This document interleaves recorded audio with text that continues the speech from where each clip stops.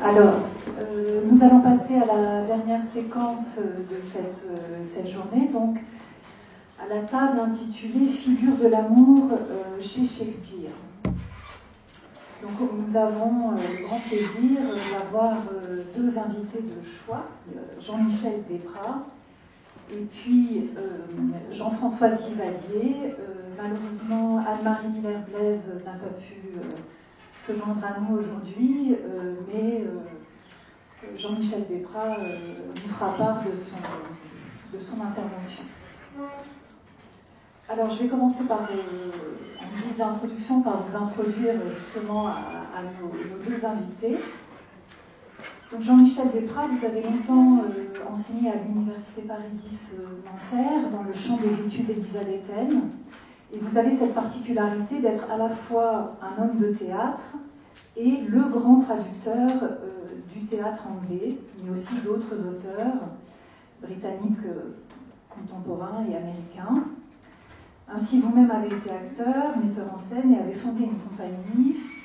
Vous êtes cofondateur de la maison Antoine Vitez, Centre international de la traduction théâtrale qui est installé à Montpellier.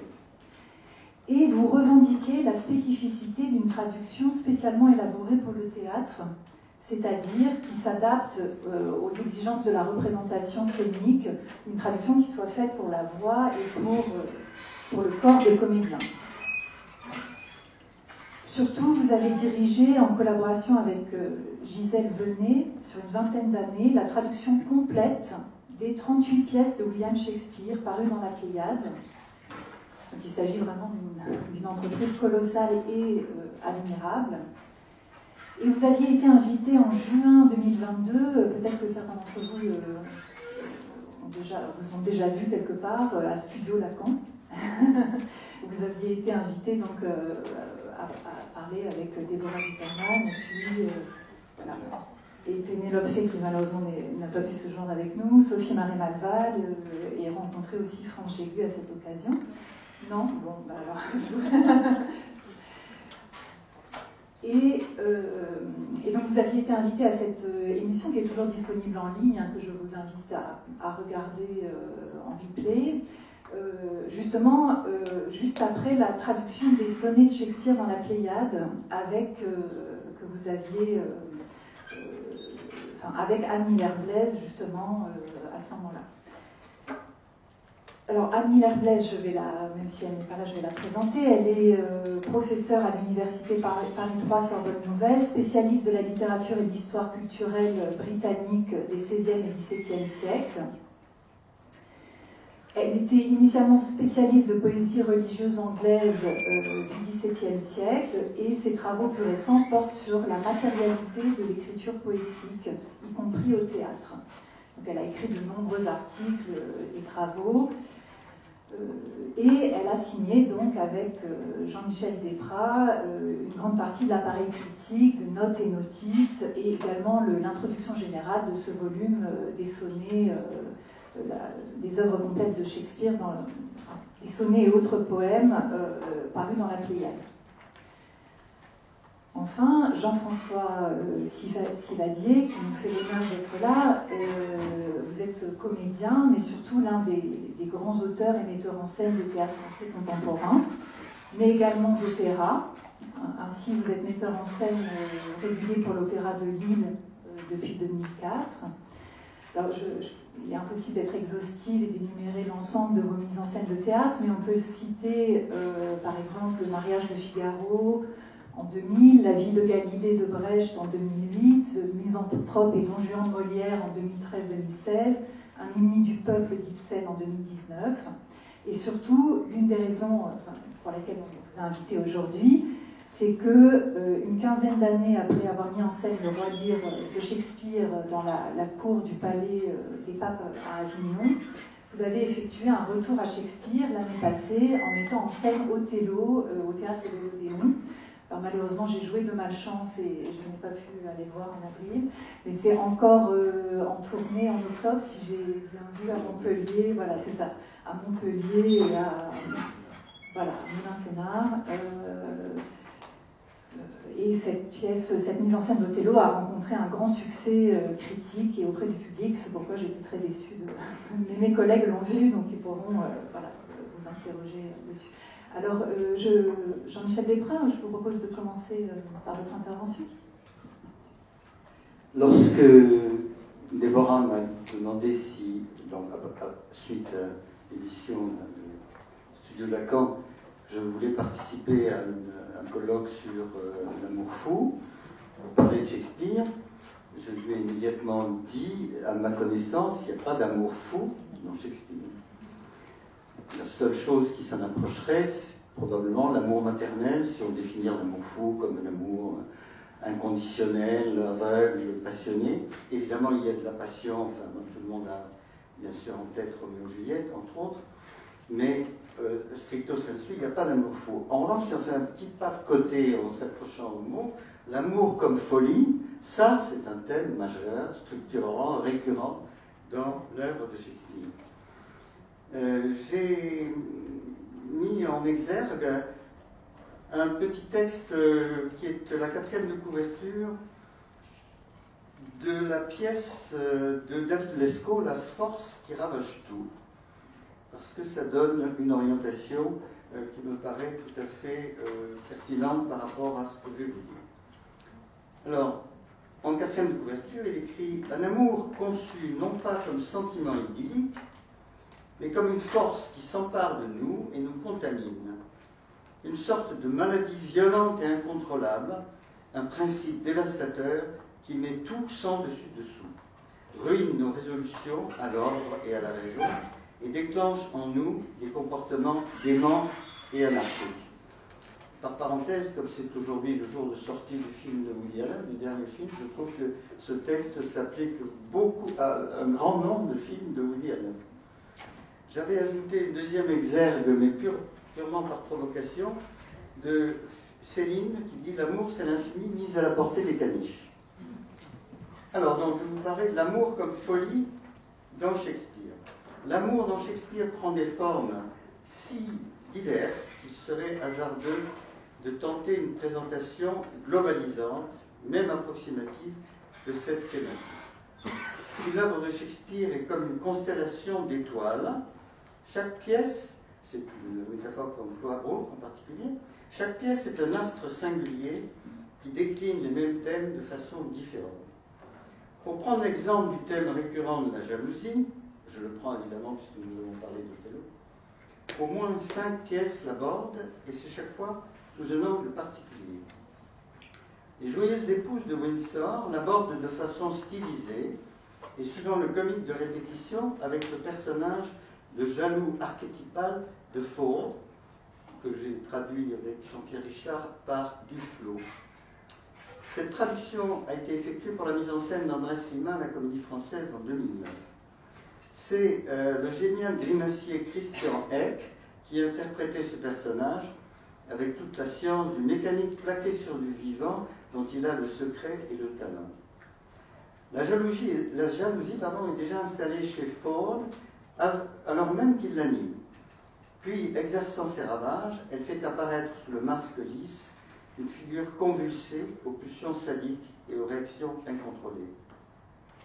La thématique de la jalousie réapparaît de façon plus complexe et plus ample en 1604 dans Othello, pièce effrayante et terrible commentée au moment de la mise en scène des premières, la critique de Télérama, je cite, qui voit un mari amoureux assassiner sa femme, laquelle ne renonce pas jusqu'à la fin à aimer celui qu'elle a choisi, hors de toute voie tracée par son rang. Othello n'est pas constitutionnellement, comme Duflo, comme Ford, un jaloux. Desdémone nous l'assure. Mais il le devient graduellement sous l'effet de la manipulation diabolique de Iago, lequel exploite habilement l'insécurité psychique du personnage. Ainsi, l'accent est mis non sur une donnée structurelle, présente chez des personnages stylisés, mais sur la genèse de la jalousie. Au demeurant, il y a 2 jaloux dans la pièce, ou pour dire les choses autrement, le vrai jaloux dans la pièce, l'envieux, l'homme habité par la haine, au sens de l'étymologie du mot jaloux, zelosus en latin renvoie explicitement à la haine, c'est Iago. Iago qui ne fait pas mystère de haïr le mort. Alors que certains critiques parlent d'une méchanceté sans motif, motiveless malignity, la haine de Iago vis-à-vis d'Othello, haine raciale à l'état brut, vient néanmoins s'abreuver à deux sources de frustration sociale et de ressentiment. Iago, qui s'estime le meilleur guerrier, se sent blessé dans son amour-propre et son honneur de ne pas avoir été nommé lieutenant par Othello et d'avoir été supplanté par Cassio.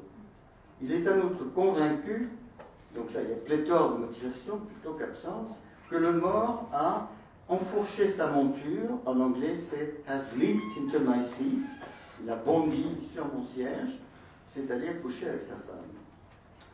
Le thème de la jalousie sexuelle réapparaît dans Cymbeline, 1611, où Posthumus, qui doute de lui-même, est lui aussi manipulé par Iachimo, ou selon d'autres Giacomo, variante étymologique de Iago. Reprise donc en plus schématique de traits présents dans la pièce antérieure. L'angle d'attaque change du tout au tout avec le Conte d'hiver, 1611, où la jalousie de Léontès fait irruption de façon inexpliquée au bout des 9 mois de séjour de son ami Polyxénès à la cour de Sicile. Ainsi, même quand il reprend et réapprofondit un thème, Shakespeare le fait chaque fois sous un angle différent. Il n'écrit jamais 2 fois la même pièce. Déclamation exaltée, histoire chimérique, trahison, coup de foudre, en anglais vous savez qu'on dit love at first sight, l'amour au premier regard, celui de Roméo pour Juliette au bal des Capulets, amour de tête et de plume à la mode pétrarchiste dans Pénélope perdue, amour coupable ou innocent, révolte, espoir, joie et douleur du sentiment amoureux, Eros et Thanatos, l'œuvre de Shakespeare chante surtout de l'amour passionnel aux yeux de la postérité en tant qu'auteur de Roméo et Juliette, offre des visages de l'amour si multiples et si contradictoires qu'une approche synthétique serait fallacieuse. L'œuvre offre de multiples visages, mais pas, je vous le disais à l'introduction, à proprement parler, à mon sens tout au moins, de figure d'amour fou, au sens qu'a pris cette expression depuis André Breton. On se limitera donc à la mise en évidence d'un thème culturel, structurel, récurrent, le discours de l'amour comme folie universelle. Au double sens de madness et de folie, c'est-à-dire à la fois de démence, de dérèglement mental, d'égarement, mais aussi folie, de bêtise, de déraison. L'amour est une folie véritable, et je vous l'ai dit, mérite le cachot et le fouet tout autant que les fous, déclare Rosalinde à Orlando, qu'elle veut purger de sa maladie d'amour dans Comme il vous plaira. Le fouet, c'est bien le châtiment infligé à l'improbable amoureux qu'est le puritain Malvolio dans La Nuit des Rois, pièce jumelle de Comme il vous plaira, car au centre des intrigues amoureuses des deux pièces se trouve un personnage travesti, une femme déguisée en homme. Viola, alias Césario dans La Nuit des Rois, Rosalinde, alias Ganymède, dans Comme il vous plaira. Ce lieu commun de l'époque élisabéthaine, l'amour comme folie universelle, est repris et amplifié par Shakespeare dans ses premières comédies. Rosalinde continue sa tirade en évoquant, en effet, une maladie universelle, la maladie d'amour. La raison pour laquelle les amoureux ne sont pas châtiés et traités de cette façon est que cette démence est si ordinaire que les fouetteurs sont amoureux aussi. À la déclaration enflammée de Titania à Bottom transformé en âne, mon oreille est énamourée de ta voix, et mon œil est captif de ta forme, et le pouvoir de ta beauté m'entraîne dès le premier regard à te dire, à te jurer que je t'aime. La sagacité du clown, Bottom, répond pourtant, il me semble, madame, que vous avez bien peu de raison pour cela. Et d'ailleurs, à dire la vérité, la raison et l'amour ne vont guère de compagnie. Donc, Eros est fou. Mais de quelle folie? Fou allié ou de cette folie qui donne du sens à toute chose? Shakespeare va de l'une à l'autre, selon l'humeur, selon la pente du tragique ou de la comédie. Il y a deux folies. L'une est illumination, l'autre est illusion. La folie d'amour comme illumination, c'est Roméo et Juliette. La folie d'amour comme illusion, ce sont, par exemple, tous les revirements des amants, toutes les métamorphoses du sentiment amoureux dans le songe d'une nuit d'été. La confrontation de ces deux types de folie est d'autant plus marquante que les deux pièces ont été écrites la même année 1595, sans que l'on puisse déterminer avec certitude laquelle des deux pièces précède l'autre. Le songe d'une nuit d'été contient-il une parodie burlesque de Roméo et Juliette, ou Shakespeare traite-t-il en comédie le thème de l'amour contrarié par la rivalité de deux familles aristocratiques, avant d'en donner une version tragique? Denis de Rougemont voit dans Roméo et Juliette la plus belle résurrection de ce, je cite, beau conte d'amour et de mort que fut le mythe de Tristan et Iseult, matrice, selon lui, de la vision tragique de l'amour en Occident. Il aborde la pièce comme la seule tragédie courtoise, trace d'un mysticisme pour lequel la perfection s'entrevoit à ce monde dans l'instant fugitif de l'expérience amoureuse. Pour que Roméo soit le successeur de Tristan, il n'est nul besoin d'un filtre. Le coup de foudre, né au premier regard, il suffit. Tandis qu'il faut le suc d'une fleur magique humectant les paupières, cette fleur s'appelle en anglais « Love in Idleness », pour que les amoureux du songe changent d'amour, pour que Titania s'amourache d'un rusto à tête d'âne. Incidemment, cette pièce qu'enchante le merveilleux a trop longtemps été lue comme un conte pour enfants, ou un conte de fées. C'est indéniablement une pièce pour adultes, au contenu sulfureux, car elle met en évidence trois dérives pathologiques du sentiment amoureux, trois formes de perversité. Le masochisme chez Helena, la bestialité chez Titania, le parjure et la trahison chez les amants, auparavant perçus, avant l'ouvrage majeur de René Girard, Les Feux de l'envie, comme une donnée psychologique, illustrant banalement l'inconstance à l'amour, et désormais analysée comme partie prenante d'une essentielle algèbre du désir. René Girard invoque le désir mimétique, dont il prétend que c'est Shakespeare qui en a inventé le concept, pour donner une structuration logique et une cohérence significative au changement d'amour des amants. Après la folle nuit dans la forêt, tout rentre dans l'ordre au matin, mais qui peut croire à l'innocence ou à l'insignifiance de cette traversée de la nuit, ou à l'innocence du rêve? L'amour, dit Lysandre, est fugitif comme une ombre, court comme un rêve, bref comme l'éclair dans la nuit charbonneuse. Qui dort? Qui veille? Qui rêve? Le seul qui veille, tout amant impatient qu'il soit, c'est Thésée, témoin souverain de la raison.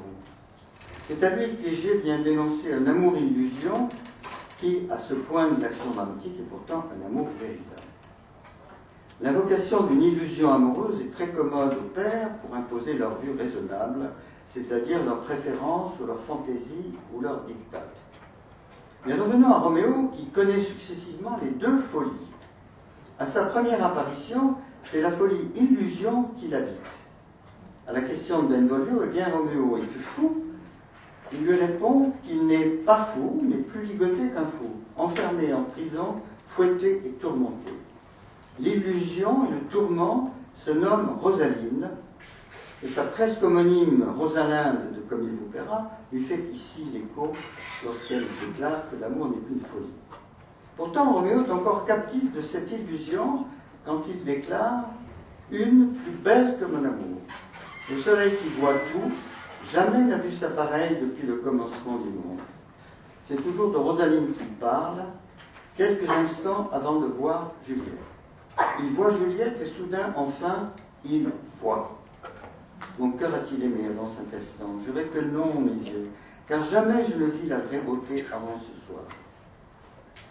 Roméo a donc changé d'amour, tout comme les personnages du songe, mais par un itinéraire inverse et avec la toute-puissance de l'issue tragique. L'amour immortel est scellé, tandis que le dénouement conventionnel de la comédie est peut-être le prologue à de nouveaux revirements. Il reste que Lysandre et Hermia sont d'abord des doubles de Roméo et Juliette, jusqu'à ce que Lysandre, objet d'un enchantement magique, tombe en pamoison devant une autre. Et le renversement s'exprime dans le langage même. Le Roméo épris de Rosaline parle d'un langage artificiel. Et quand Oberon a changé les regards, La langue aussi change. Les dialogues des amoureux ne sont plus qu'hyperboles et fausses poésies maniéristes, sinon simplement maniérées. C'est Shakespeare se parodiant lui-même quand un amour parodie l'autre. Ses façons d'éclairer et de distinguer les deux folies, les deux amours. J'ai deux amours. L'un m'apaise, l'autre m'afflige, déclare Shakespeare, ou poète, plutôt dans les sonnets. Indubitablement, cette assertion est d'un autre ordre, mais qui douterait que le bon ange, le beau jeune homme au teint clair, soit l'amour vrai, et la femme couleur du mal, l'illusion. C'est l'ange et le démon, le ciel et l'enfer, dans des accents très baudelairiens, comme l'avait déjà noté Jean Fusier dans un livre ancien sur les sonnets.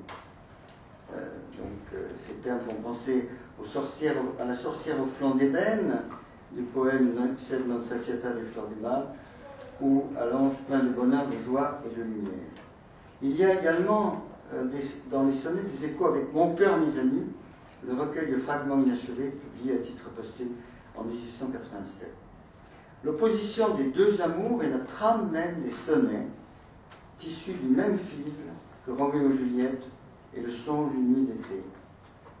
Comment ne pas penser alors à la tirade de Thésée, proclamant la parenté, le cousinage du fou, de l'amoureux et du poète.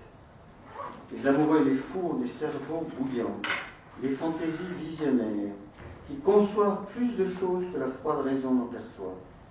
Le fou, l'amoureux et le poète sont d'imagination tout entier pétris. L'un voit plus de démons que le vaste enfer n'en peut contenir, c'est le fou. L'amoureux, tout aussi exalté, voit la beauté d'Hélène au front d'une Égyptienne. L'œil du poète, roulant dans un parfait délire, va du ciel à la terre et de la terre au ciel. Et quand l'imagination accouche les formes de choses inconnues, la plume du poète en dessine les contours et donne à ce qui n'est qu'un rien dans l'air une demeure précise et un nom. Donc comme Déborah m'avait demandé de limiter à 12 ou 13 minutes, j'arrête là, mais en laissant peut-être le mot de la fin à La Rochefoucauld, celui qui vit sans folie n'est pas aussi sage qu'il le croit.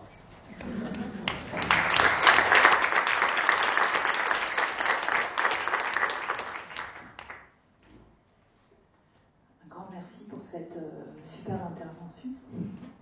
J'ai été frappée par ce que vous avez démontré à partir des textes de Shakespeare, la différence de langue en fait, comment c'est la langue en fonction des différents types d'amour, c'est pas la même. Et aussi du genre de la pièce, puisque l'Empérion perdu, c'est la poésie maniériste, trarchiste, qui est à la fois exhibée avec talent, avec virtuosité, et en même temps moquée, en même temps comme une forme de fausseté. France, je suis peut-être d'accord pour que le temps passant, Mais j'ai d'abord te poser une question. Oui, on ne lise pas un deuxième texte qui risque de nous amener très tard et de mordre sur le temps dont on voudrait disposer pour parler de la super mise en scène. Alors, comme Aurélie, en fait, deux points que je voudrais relever de ton intervention, pour démarrer un peu la conversation, parce que j'ai d'emblée une question pour vous, Jean-François Sivadier. Donc, quand tu as commencé par dire il n'y a pas d'amour fou dans Shakespeare, en revanche, l'amour comme folie, effectivement, et donc ça rejoint un peu le fil de toute cette journée, donc l'amour qui vient en fait voiler d'une certaine manière, recouvrir ce que Lacan a appelé le non-rapport sexuel, cette non-complémentarité entre les sexes.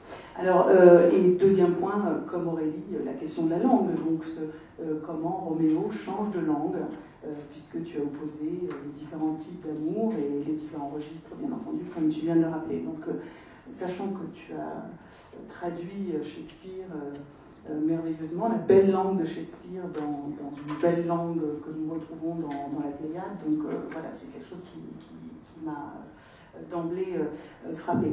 Alors, si on ne parle pas une évocation quand même du texte d'Anne-Marie que j'ai lu, c'est que Anne-Marie elle-même, elle présente en fait l'amour aussi, Shakespeare désidéalisant l'amour, enfin je résume, évidemment c'est beaucoup plus fin que ça, mais qui désidéalise l'amour, et l'idée que, en effet, l'amour est là, peut-être on pourrait le dire en tirant dans le sens de ce que je viens de dire, qui vient voiler donc cette disposition morbide, on pourrait dire, de l'homme, puisqu'elle parle beaucoup dans son texte de mélancolie, et elle cite Hermia qui dit « Mais quand il parvient à tisser les âmes, l'amour jaillit toujours du spleen ». Je trouvais que c'était vraiment une très belle citation.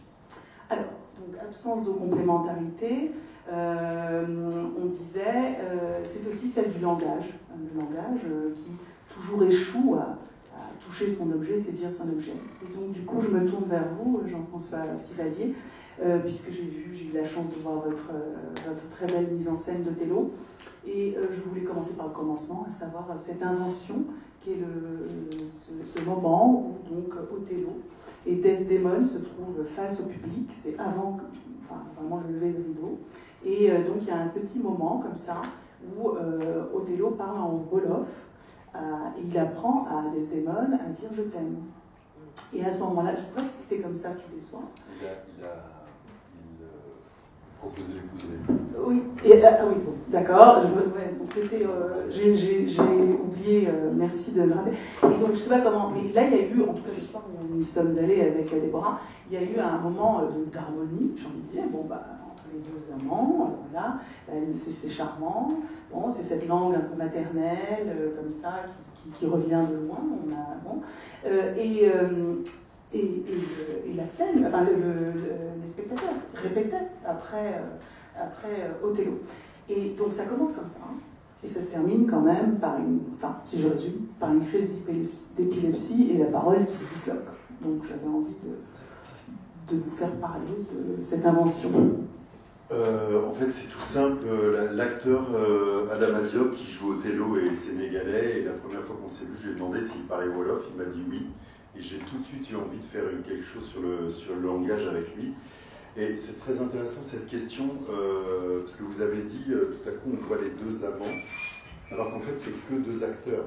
C'est un acteur, non mais c'est très important, parce qu'au théâtre, représenter l'amour fou, ou l'amour, sans tomber dans les stéréotypes, les représentations un peu connues, une représentation un peu facile d'un désir amoureux, c'est extrêmement compliqué pour qu'on y croie. En revanche, il y a une chose à quoi on peut croire, c'est le plaisir que là, en l'occurrence, un homme et une femme ont à être ensemble sur le plateau. Et tout d'un coup, on voit un couple alors qu'il ne s'est absolument rien passé, puisque c'est le début de la représentation.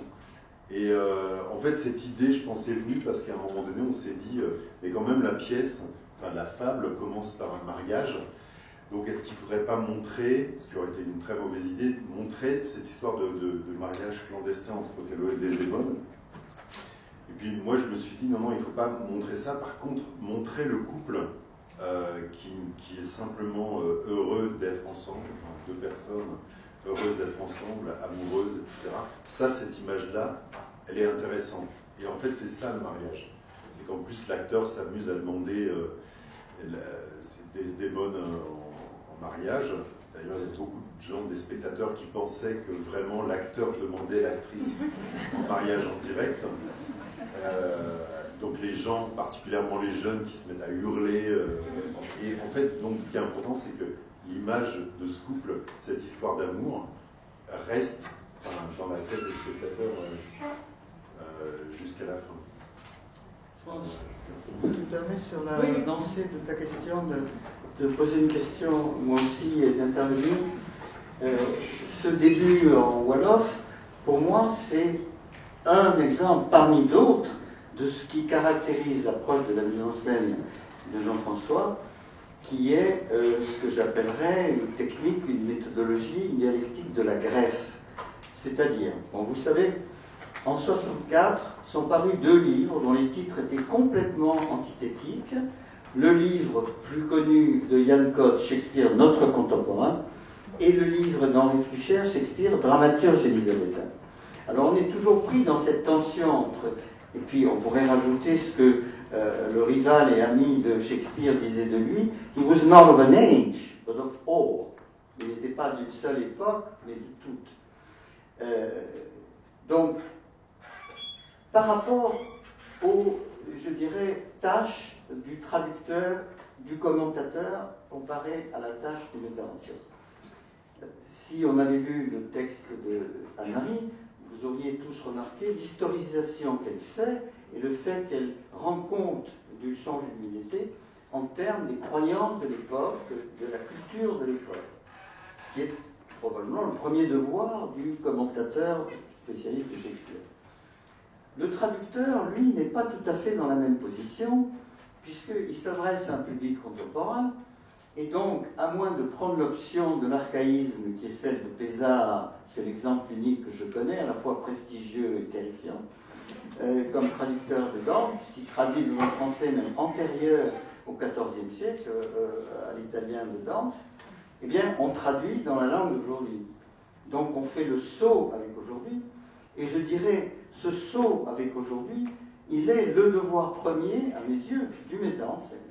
C'est-à-dire, Chéreau dit en particulier, Hamlet, je ne peux pas le monter comme ça en soi-disant imposant ma lecture, parce qu'il faut d'abord, dans un premier temps, que je le comprenne. Et donc, il s'est plongé dans l'ouvrage qui s'appelle What Happens in Hamlet, qui resitue beaucoup de problématiques, dont celle de la spiritualité, de la religion par rapport à l'époque. Et donc, il me semble qu'aujourd'hui, quand on monte un classique, on ne peut pas aller dans une espèce d'évidence de parce que c'est universel, parce que ça parle à toutes époques, je le monte tel quel.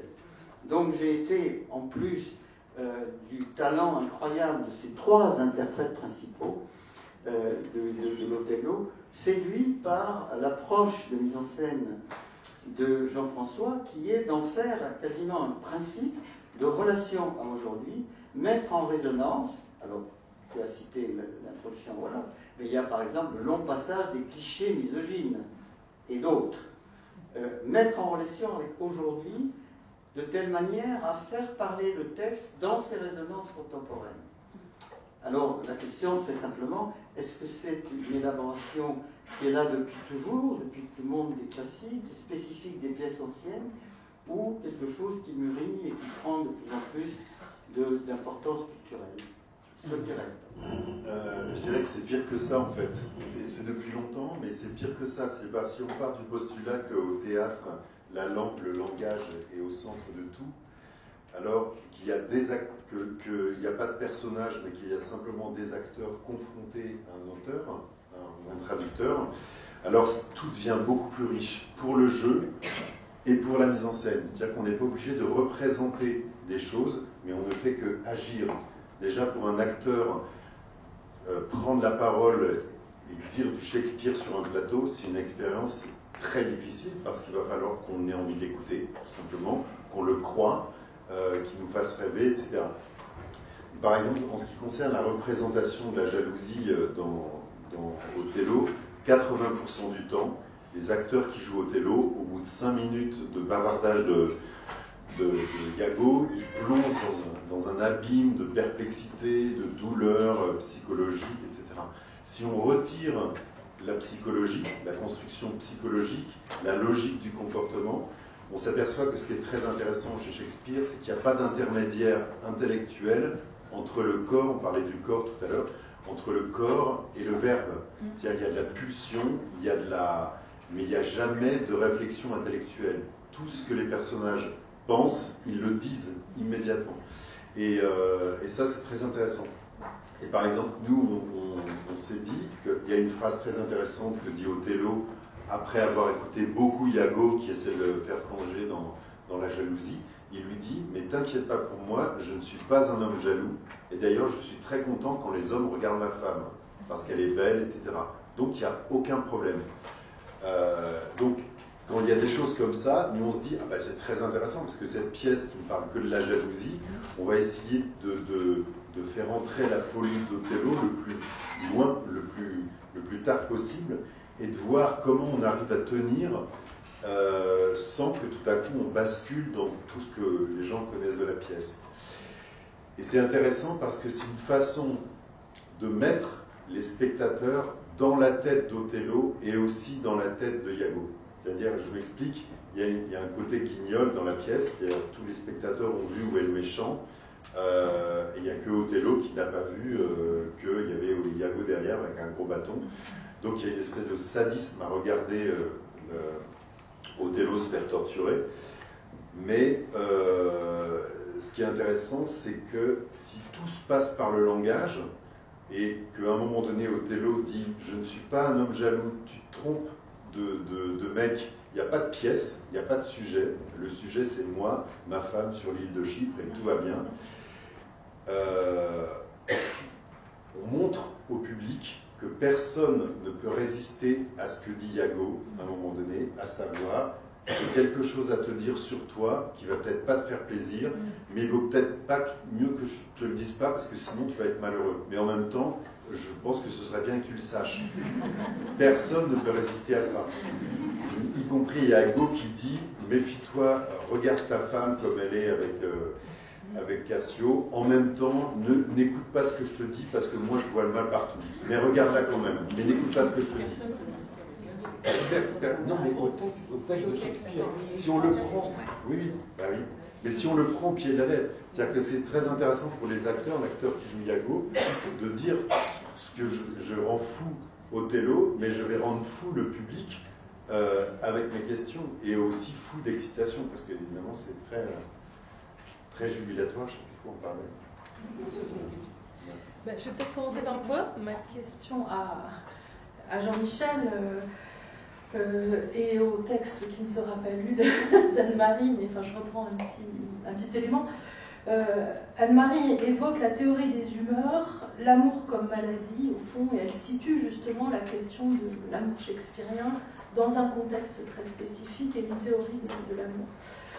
Vous, de votre côté, vous évoquez la comparaison par Rougemont entre Shakespeare et Tristan et Iseult. Vous dites il aborde la pièce comme la vision tragique de l'amour en Occident, la pièce comme trace d'un mysticisme pour lequel la perfection s'entrevoit en ce monde, dans l'instant fugitif de l'expérience amoureuse, mais vous congédiez Rougemont plutôt, parce que finalement le mysticisme n'est pas au premier plan.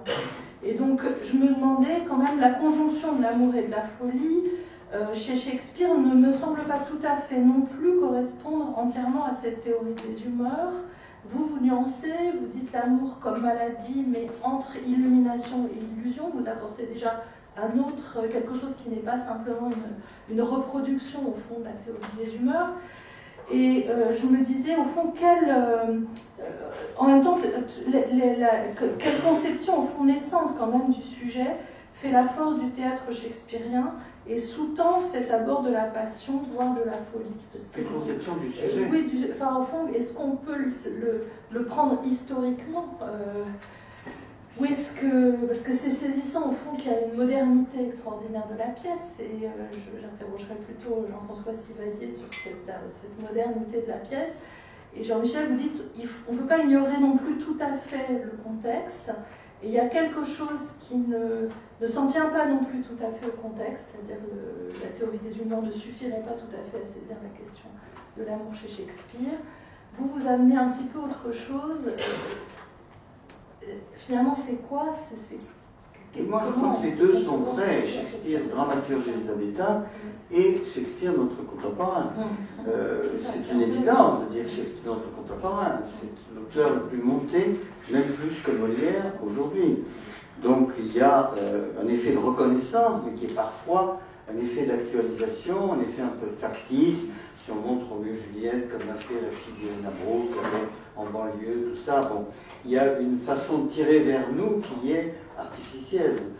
Mais les deux sont vrais, indéniablement.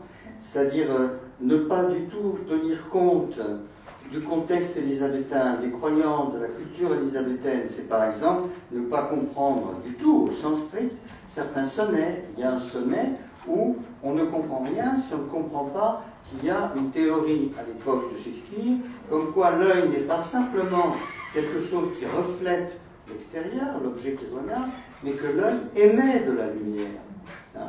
Donc il y a beaucoup d'éléments qui tiennent à l'époque, qui sont indispensables à la compréhension de l'œuvre. De même, Hamlet, encore une fois, je reviens sur cet exemple de Chéreau, qui a fait traduire la pièce, et une fois qu'on a lu ça, on ne peut pas en faire l'économie. Doug Wilson montre que, de la même manière que je dirais aujourd'hui, on aurait des débats de bioéthique controversés, de la même manière, à l'époque de Shakespeare, tout le monde croyait aux fantômes, mais tout le monde était en désaccord quant à la nature, à l'origine des fantômes. Donc il y avait les catholiques pour qui un fantôme ne peut être qu'un défunt qui revient du purgatoire, les protestants, Hamlet, donc la conception de purgatoire, c'est le spectre lui-même, puisqu'il dit qu'il est au purgatoire.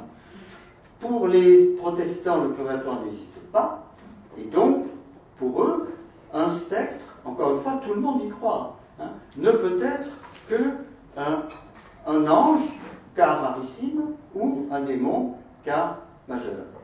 Et donc, tout un débat de la pièce est ancré dans cette problématique religieuse de l'époque, et si on n'entre pas dedans, bon, on peut certainement difficilement travailler sur une résonance aujourd'hui de la pièce. Donc je crois que les deux approches sont complémentaires.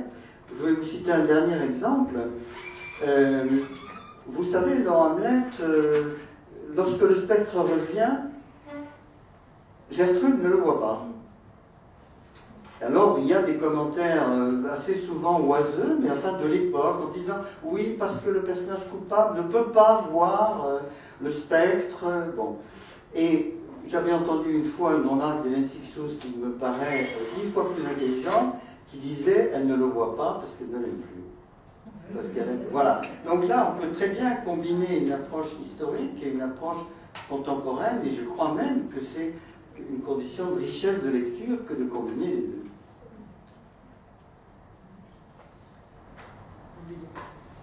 Non. Alors j'ai une question pour vous, justement à propos de l'actualisation. Quand Iago, c'est celui qui, je ne sais plus où il le dit, vous allez m'aider. Iago, il y a ce vers célèbre, I am not what I am, n'est-ce pas? Donc c'est celui qui ne croit pas justement à l'identité, Iago. Et c'est un thème justement qui a semblé, enfin si j'en crois les entretiens que vous avez donnés, résonner un peu chez vous lorsque vous avez monté cette pièce, enfin cette mise en scène, pardon. Justement, c'est tout le débat actuel sur la question identitaire. Bon, par exemple, Othello, tu disais, Jean-Michel, Desdémone dit que ce n'est pas un jaloux par nature, si je veux dire, hein, mais vous dites, je vous cite, parce que vous le dites très bien, je ne vais pas vous paraphraser, la jalousie d'Othello est le symptôme d'une conviction profondément ancrée en lui. Lui, l'étranger, ne sera jamais totalement accepté, ni par la République de Venise, ni par sa femme. Je continue à lire parce que c'est rigolo ce que vous dites là. Si ma femme est infidèle, c'est qu'elle ne m'a jamais aimé, ou comme le dit Iago, il y a un certain vice à vous avoir préféré à tous les beaux prétendants qui se présentaient à elle, ce qui est une façon de dire que le choix de Venise de mettre un homme noir à la tête de son armée a aussi quelque chose de suspect. Donc vous l'avez pris quand même en résonance, on va dire, avec des... Bon, il y a la question du whiteface aussi qui a été beaucoup commentée, de manière différente. Ouais, Non, mais c'est une façon d'essayer de nommer cette question du racisme qu'il y a dans la pièce. Je me suis dit, mais au fond, la question d'Othello, c'est vraiment l'histoire d'un homme qui est entre deux cultures, entre deux religions, voire entre deux pays, voire deux noms, enfin, puisqu'il parle wolof. Et en fait, c'est ça la grande question du racisme, enfin des victimes du racisme. C'est exactement ce qui se passe dans la pièce. C'est tu ne dois pas oublier d'où tu viens. Et c'est intéressant puisque les acteurs, il y a 2 acteurs de couleur noire dans le spectacle. Il y a Adama Diop et puis Gisca Calvanda qui fait Elia, et qui m'ont raconté évidemment leur vie de comédien depuis qu'ils ont commencé à faire du théâtre. Et c'est exactement ça. Donc Adama Diop qui joue Othello, c'est pour ça que c'était très dur. À un moment donné, il m'a dit, mais je fais le spectacle parce que c'est toi qui fais la mise en scène, sinon j'aurais eu peut-être aucune envie de jouer cette pièce. Donc ça a été vraiment difficile pour lui, alors que c'est du théâtre, que c'est un super acteur, qui est intelligent et tout ça. Il disait, mais c'est pas si évident pour moi. Et à un moment donné, je voulais même, parce que moi ça me gênait, c'est intéressant, couper des mots racistes qu'il y a dans l'acte 1 du père de Desdémone et puis de Iago, et puis de Rodrigo aussi. Et il m'a dit, ah non, il ne faut surtout pas couper ça, il faut y aller à fond, mais vraiment à fond la caisse, c'est très important, etc. Donc je ne sais plus ce que c'était la question, mais oui, bah, de toute façon, les résonances avec Shakespeare, enfin, tout ça, elles sont toujours la chose de l'identité, je suis parce que je suis un acteur qui dit ça sur un plateau, c'est évidemment très excitant, ça répond un peu plus ou moins à être ou ne pas être d'Hamlet. Mais en fait, c'est pas pour la modernité du sujet que la pièce. Je pensais même que la pièce, pour les spectateurs, pourrait être même peut-être un peu dépassée, en fait. Ce qui m'a intéressé, c'est la concentration de la pièce entre trois ou quatre personnages. Et tout à coup, j'ai pensé à Kubrick, qui fait Spartacus, Barry Lyndon, 2001, etc.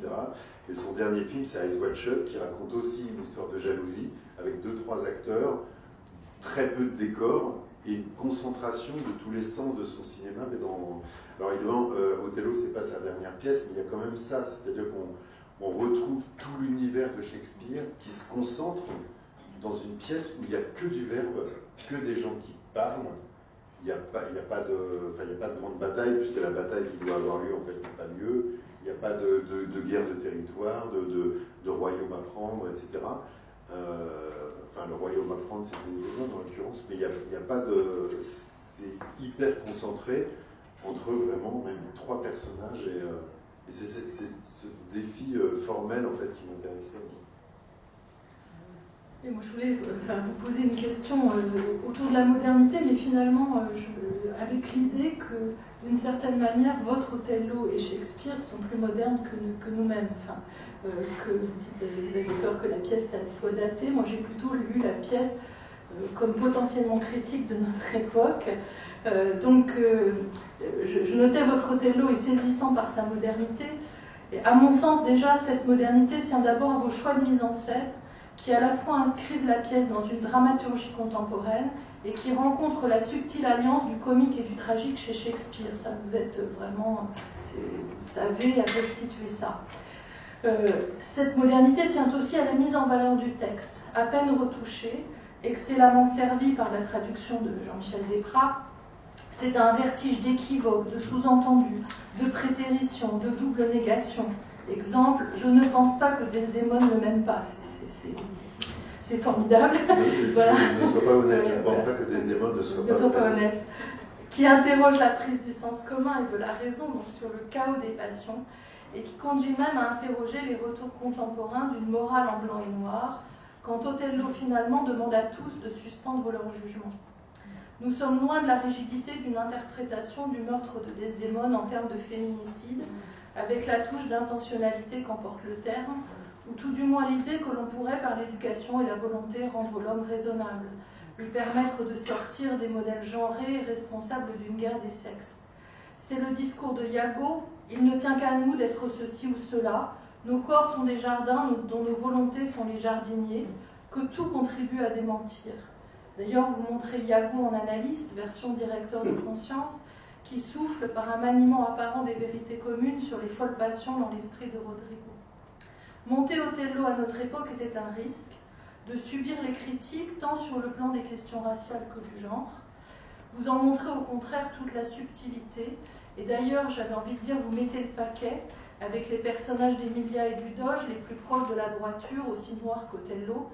Les personnages blancs sont joués par des noirs, qui est né aux rigidités en termes d'incarnation théâtrale à notre époque.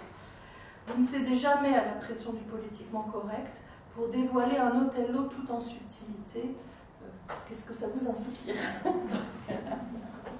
La question, c'est-à-dire que quand on monte Othello, non, mais vous l'avez évoqué, quand on monte Othello, la grande question au départ, c'est la distribution du rôle-titre. D'ailleurs, je crois que c'est le seul rôle, c'est pas le seul rôle de personnage noir dans le cadre de Shakespeare, puisqu'il y a Titus Andronicus, mais c'est le seul rôle-titre. Il y a trois. Hein? Il y a trois noirs. Oui. Dans Shakespeare. Oui, il y a justement, Shakespeare prend le contre-pied absolu des deux autres figures de noirs, l'une qui est le mal absolu, Aaron, dans Titus Andronicus. L'autre, c'est le prince du Maroc, mais qui se décrit comme très noir dans le Marchand de Venise, et qui lui partage en partie les préjugés racistes de son milieu. Et Othello, et Shakespeare fait une petite révolution, et j'ai envie de dire, sans céder aux facilités de langage, que pour moi, la mise en scène de Jean-François est une petite révolution. Parce que c'est pas la première fois qu'en France, mais il n'y en a pas eu beaucoup d'ailleurs, l'acteur qui joue Othello est noir. Et quand on étudie l'histoire de la pièce, l'épaisseur des préjugés raciaux contre la pièce se reflète dans la distribution. Et du racisme. Alors, ça va des déclarations de la reine Elisabeth qui se plaint qu'il y a trop d'hommes, alors qu'on sait qu'il n'y en avait pratiquement pas, et quand il y avait des noirs, ils étaient dans, pardon de la violence de la chose, mais des ménageries humaines. C'est-à-dire, on exhibait, en même temps que des gorilles, des orang-outans, on exhibait des aborigènes, des noirs, voilà. Et beaucoup de ces préjugés ont continué après, à l'époque élisabéthaine. Des écrivains célèbres que je ne citerai pas parce que je les admire par ailleurs et je ne veux pas dénoncer, analysent la pièce en disant comment peut-on croire à cet amour que Desdémone, avec tout son raffinement, peut tomber amoureuse d'un être aussi monstrueux. Et cette occultation de la dimension raciale, pourquoi je dis occultation? Parce qu'à deux reprises dans l'acte 3, scène 3, Othello dit « I am black », que même certains de mes collègues disent « il faut prendre ça de manière métaphorique ». Pas du tout, puisque dans la métaphore elle-même, il dit « mon nom qui est aussi souillé que ma figure ». Black. Bon. Donc il dit lui-même qu'il est noir. Et bien pendant 3/4 de l'histoire de la pièce, Othello n'est pas joué par un noir. Il est joué, on dit le mort, on débarque vers le turc. Mais non, c'est une mauvaise lecture. Enfin, c'est une lecture qui va contre le texte, puisque le personnage est noir. Et donc c'est en effet déjà une révolution de la part de Shakespeare d'avoir imaginé comme personnage central d'une intrigue, quelle qu'elle soit, un personnage de noir, et de l'avoir imaginé sur une dialectique des couleurs qui est évidemment très limpide et très structurée. Le noir véritable, celui qui a l'âme noire, c'est Iago, et c'est le noir Othello qui a l'âme blanche, là, sur une dialectique des couleurs, où Shakespeare inverse les choses par rapport à toute la littérature antérieure qui met en scène des noirs. Et donc, c'est pas la première fois que c'est un acteur noir qui joue, encore que c'est la 5e ou 6e fois, en France, pas plus, mais c'est la première fois que c'est un acteur de cette dimension, de cette force, de cette puissance, dans une mise en scène intelligente. Voilà, j'étais dans l'euphémisme pour la mise en scène. Il m'est venu une question tout à l'heure, quand Aurélie rappelait, pour deux raisons. D'abord, premièrement, quand tu as parlé de l'amour inconditionnel, donc l'amour fou, ce serait ça. Tu vas nous expliquer peut-être ce que tu entendais par là. Et tu parlais de l'amour maternel, donc il serait cet amour fou. On vient de parler de Gertrude, donc c'est tout à fait. Je pense que c'était pas elle que tu pensais quand elle parlait d'amour inconditionnel. Et donc moi je pensais à un autre amour, et justement comme Aurélie rappelait que vous êtes revenu à Shakespeare après le Songe d'hiver, non le Roi Lear, pardon, pas du tout le Songe d'hiver, oui, le Roi Lear, et justement le Roi Lear, il y a un autre amour qui est l'amour de Cordelia pour son père, et si j'avais eu à écrire quelque chose sur l'amour fou, j'aurais écrit sur cet amour-là. Parce que l'idée que j'ai, c'est que Cordelia, elle refuse absolument de jouer le jeu de passer par les mots, puisque jamais les mots ne lui permettront de dire l'amour, enfin de figurer l'amour qu'elle a pour son père, et c'est le début de la catastrophe. Donc je me disais qu'on aurait pu parler un peu de... Je ne suis pas d'accord avec toi. Il y a amour fou du côté de lire, mais pas du côté de Cordelia, puisque Cordelia, elle dit elle-même qu'elle a des sentiments partagés, qu'elle ne peut pas proclamer son amour pour son père, ce qui occulterait l'amour qu'elle a et qu'elle va avoir pour son futur mari. Donc elle dit qu'elle n'a pas d'amour fou pour son père. En revanche, moi je trouve que Le Roi Lear est une pièce qui se prête beaucoup plus et de manière beaucoup plus probante à l'analyse psychanalytique que Hamlet. Bon, on a quand même pendant très longtemps. Non, mais c'était une découverte au départ, d'abord celle de Freud, ensuite celle de son disciple. Hein, mais aujourd'hui, on considère quand même que c'est un gros cliché. Hein, l'analyse de Ernest Jones sur Hamlet et Oedipus. Oui, mais il faut utiliser Lacan. Je le fais. Sur Hamlet. Non, mais je trouve que Le Roi Lear se prête beaucoup plus à des catégories majeures de la psychanalyse que Hamlet, où c'est une interprétation parmi d'autres et qui surtout s'est usée au fil des lectures identiques et au fil des mises en scène. On voit maintenant Hamlet se vautrer sur sa mère comme interprétation de la pièce. Il y a le séminaire 6 tout entier de Lacan qui est consacré à en effet une lecture très détaillée d'Hamlet, le désir et son interprétation, qui n'est pas une lecture écrite. Et ceux qui le sont moins, donc moi je suis dans ceux qui le sont moins, et je ne suis pas tout à fait convaincu par cette lecture. Jean-François Sivadier sur Shakespeare plus moderne que nous.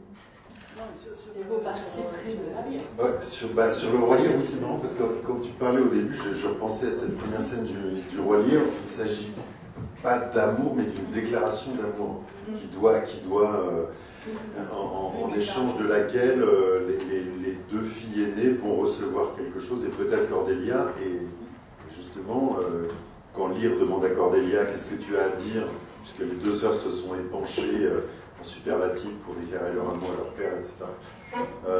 Cordelia dit j'ai rien à dire, rien. Et ce rien-là va engager la pièce et la folie de Lear dans un abîme. Elle dit love and be silent.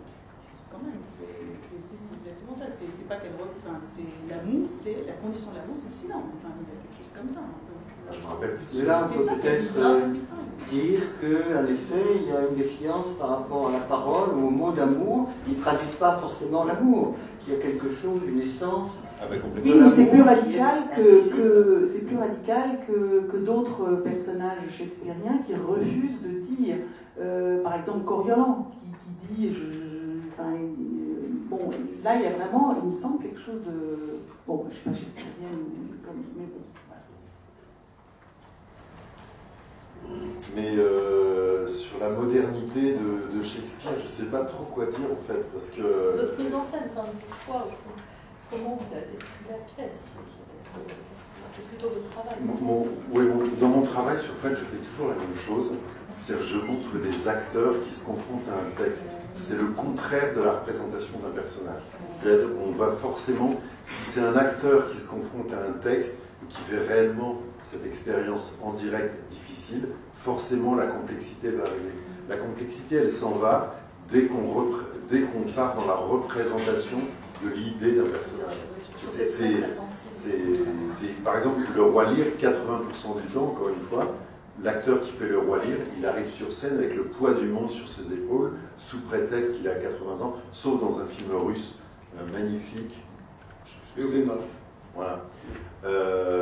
Mais voilà, et nous, la première scène du Roi Lear, on l'a pris, mais vraiment comme une scène quasi brechtienne, c'est-à-dire avec des questions très, très concrètes. Et donc elle devenait très drôle, mais on ne s'occupait pas de montrer qu'en plus l'acteur Nicolas Bouchot, il avait 40 ans quand il l'a joué, donc on n'essayait pas de montrer un personnage vieux, et c'est très intéressant d'ailleurs sur l'incarnation, parce que j'ai vu Le Roi Lear joué par Piccoli, et Le Roi Lear joué par Maria Casares.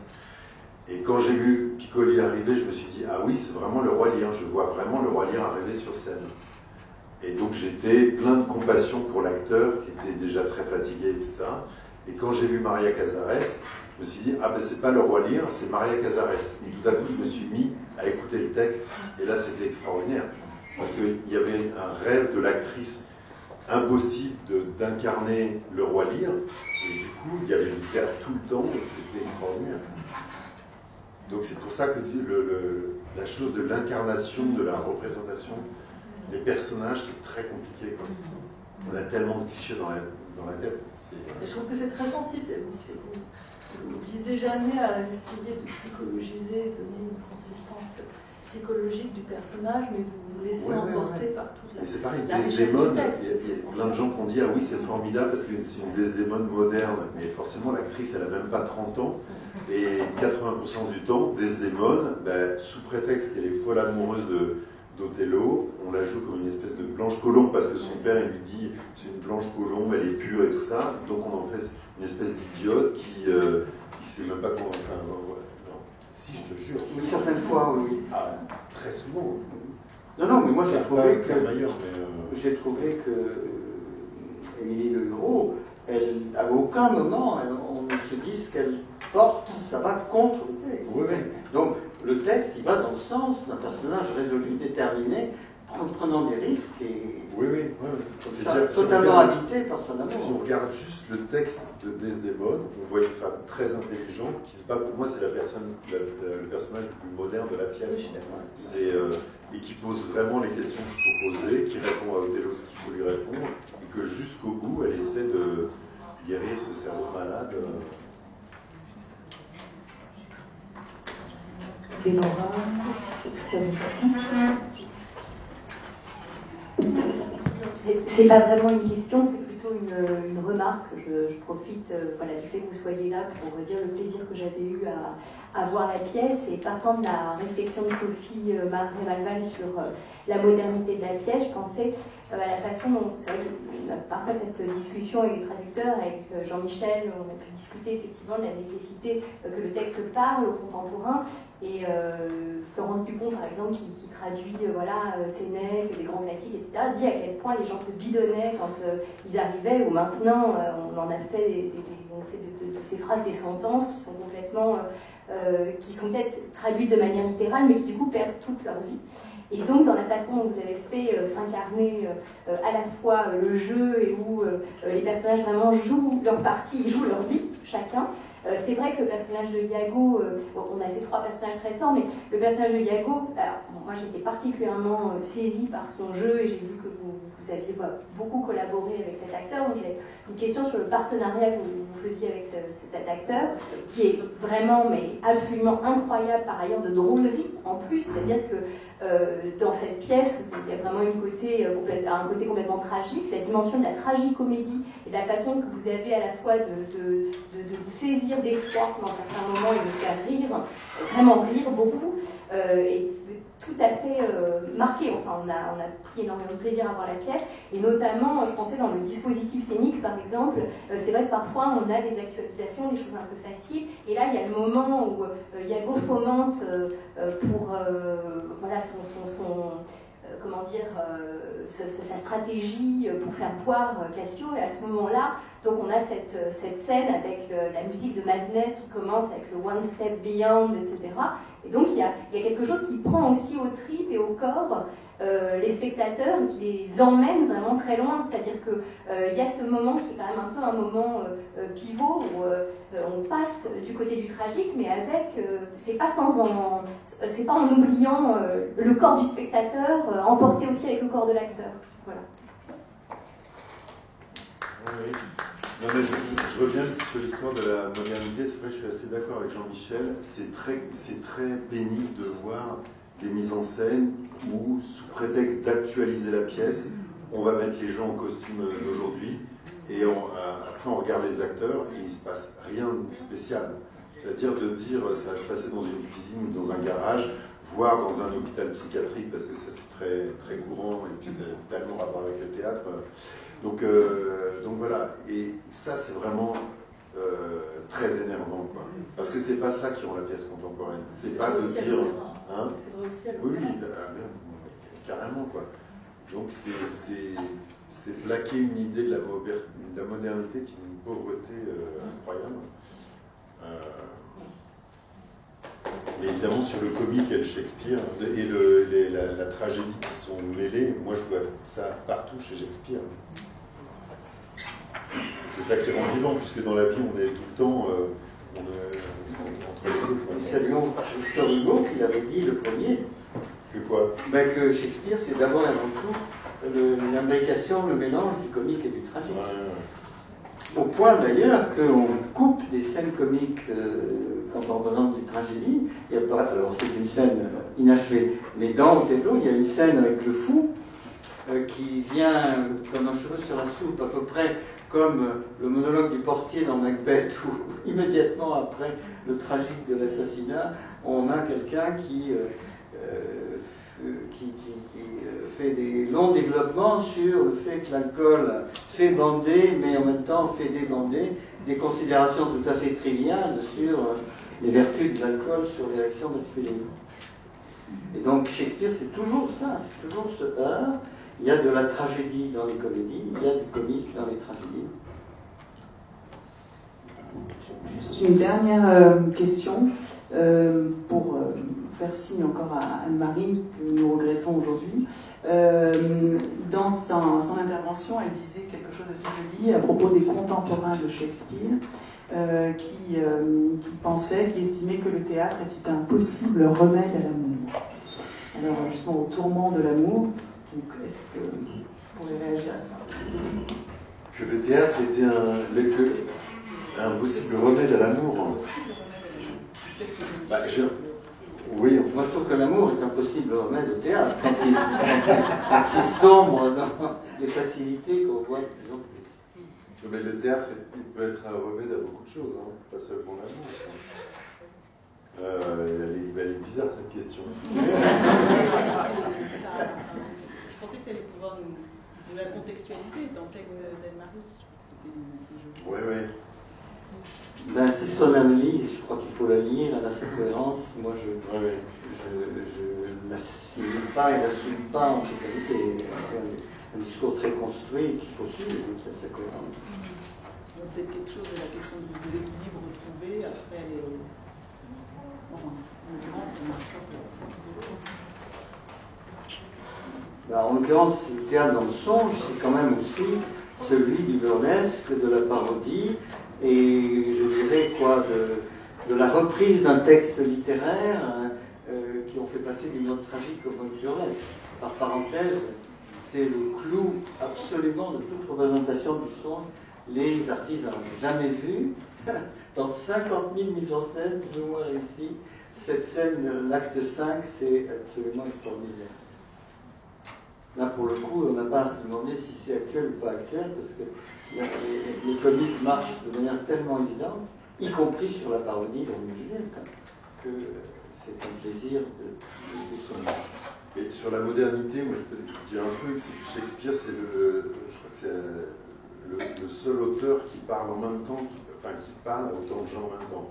C'est-à-dire un enfant de 10 ans, ou un psychanalyste, un philosophe, et par exemple, je me souviens qu'on a joué le Roi Lear à Chambéry un jour, et le Roi Lear qui fait vraiment, alors là, a priori, ça n'a aucun rapport avec aujourd'hui, quoi. Voilà, c'est des textes qui parlent autant à l'inconscient que à une chose immédiate, comme ça. Il y a un monsieur qui vient me voir après la représentation et qui me dit, oh là là, il était très très bouleversé, mais il me dit, c'est une des premières fois où je vais au théâtre dans ma vie, il était à la retraite, ça. Maintenant je suis à la retraite, donc je peux aller au théâtre, j'y suis allé très peu, et là j'avais jamais vu de pièce de Shakespeare et je ne savais pas que Shakespeare parlait de moi. Il me dit ça en voyant le Roi Lear. Je me suis dit, et il s'est même pas identifié au Roi Lear, hein. Et tout d'un coup, je me suis dit, quand même, c'est incroyable l'impact. Il n'y a pas d'autre auteur qui ait à ce point-là la fonction d'aimant par rapport à une pensée contemporaine. Je veux dire par là que sans arrêt, l'interprétation de Shakespeare se renouvelle. J'ai parlé du songe qui, jusqu'au début du XXe siècle, a été interprété comme un conte de fées, comme une pièce pour enfants, et il a fallu la mise en scène de Brooke et en 1970 et le livre majeur de René Girard pour qu'on perçoive que la pièce est extrêmement construite dans ses mouvements de revirement. Ce n'est pas d'inconstance amoureuse qu'il s'agit. C'est, enfin, dans l'analyse de Girard, que moi je trouve extrêmement convaincante, c'est le désir mimétique, le premier amour dans la pièce étant celui d'Hermia et d'Héléna, étant l'amour décrit comme deux cerises jumelles. Et après, vous connaissez tous les théories de Girard sur le désir mimétique. Mais donc pour lui, c'est extrêmement rigoureux comme construction, c'est pas du tout comment dire, une promenade agréable dans le merveilleux et simplement le thème des revirements amoureux, de l'inconstance, du manque de certitude. J'ai envie de dire que quand même pour ça, il faut... Enfin, on a longtemps dit que les Français étaient incapables de jouer Shakespeare, et oui, on a souvent dit ça. Et c'est vrai que moi je fréquentais plutôt les théâtres londoniens à une époque où il y avait... Voilà, on n'avait pas de mise en scène en France. Moi, je crois qu'il n'y a pas lieu d'opposer les deux théâtres. Non, Ils mais ont je des trouve vertus justement, différentes. oui, mais je trouve que Jean-François Sivadi a une manière d'entrer dans le texte, et peut-être il faut votre traduction, enfin il faut une bonne traduction, et qui ne ferme pas le sens, qui restitue la richesse de la langue. Il faut la sensibilité au comique, qui n'est pas toujours le cas. On a souvent fait de Shakespeare quelque chose d'un peu trop sérieux. Et je trouve que l'équilibre entre votre traduction et votre travail sur le texte... Sur le travail de Jean-Michel, moi j'ai eu l'occasion comme acteur aussi de jouer Belle d'amour perdu, traduit par Jean-Michel. Et en fait, ce qui me plaît énormément, c'est qu'il pense beaucoup au plateau, à la représentation. Donc il sait que c'est du théâtre. Et ça se sent énormément dans son écriture. Les acteurs adorent dire cette langue qui est à la fois fluide et complexe. Voilà, tout de suite... Je l'ai apporté, mais bon, je l'ai laissé sur la table. Le livre que tu as écrit, que tu m'as offert, justement, tu parles de le problème de la traduction, et que bien, justement, tu as toujours à l'esprit que c'est du théâtre, que donc c'est les corps. C'est une langue qui va s'incarner. Voilà, à suivre ça et à suivre toujours le texte. Voilà. Moi, je me distingue un petit peu de certains, dans la mesure où je considère que c'est Shakespeare acteur qui écrit cette pièce, et qu'il écrit avec une conscience aiguë de la corporalité du texte.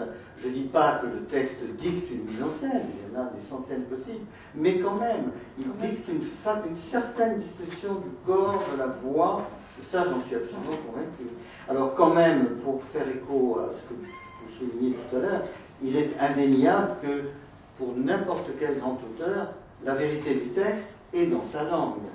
Donc Shakespeare, c'est un anglais, et évidemment, on a des interprètes anglais qui sont absolument remarquables dans Shakespeare. Donc bien sûr, on perd cette immédiateté-là, mais en France, il y a quand même beaucoup... alors on reproche parfois... mais on reproche parfois aux metteurs en scène français d'être un peu trop intello, mais il y a quand même, ce qu'il n'y a pas en Angleterre, une prégnance d'une mise en scène, lecture, analytique, de fond. Hein. Il n'y a pas d'équivalent anglais de Chiro, par exemple. Oui, ça, bon, on a quand même cette force aussi justement, de metteurs en scène qui sont les premiers commentateurs, analystes, porteurs d'un regard sur l'œuvre. Donc, vive les Anglais. Shakespeare, c'est un anglais, mais je crois qu'il ne faut pas opposer les deux. Personnellement, je suis très déçu de beaucoup de mises en scène que je vois en Angleterre. Non seulement de celles de Stratford qui sont faites pour un public d'Américains, il n'y a jamais une audace. Les audaces, elles sont dans la petite salle, là. Hein. Mais bon, il y a quelques grands metteurs en scène anglais, mais souvent, on les voit en France. Hein. Declan Donnellan, ceux qui sont invités, c'est ceux qui ont justement une lecture, je dirais presque à la française. Une lecture en profondeur du texte. Bon, nous allons conclure cette journée. Merci, vraiment un grand merci à vous deux pour votre présence et pour cette belle conversation.